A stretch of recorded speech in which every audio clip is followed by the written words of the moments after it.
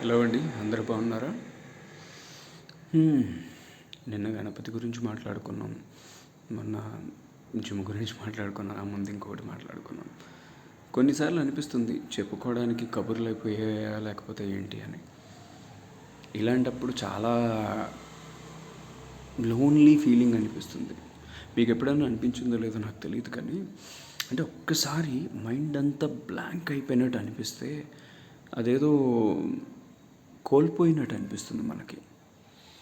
So ఇలాంటి వాటిని overcome చేయడం నేర్చుకోవాలి.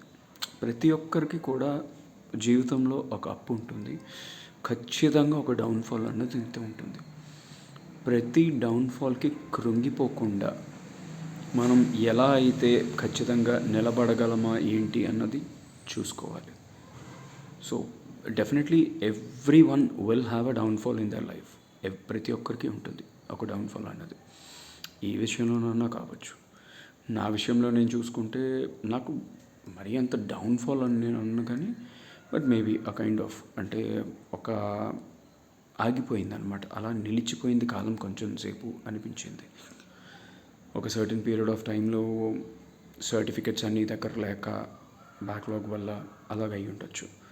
సో ఇలాగా ప్రతి ఒక్కరి జీవితంలో కూడా ఏదో ఒక డౌన్ఫాల్ ఉంటుంది. కానీ ఆ టైంలో మనం కృంగిపోకుండా దాన్ని ఎలా అధిగమించాలి అన్నదాన్ని అలవాటు చేసుకోవాలండి. ఖచ్చితంగా ఒక రోజు వస్తుంది, మనకంటూ ఒక రోజు వస్తుంది. ఇంగ్లీష్లో సేయింగ్ ఉన్నట్టు every dog has its day.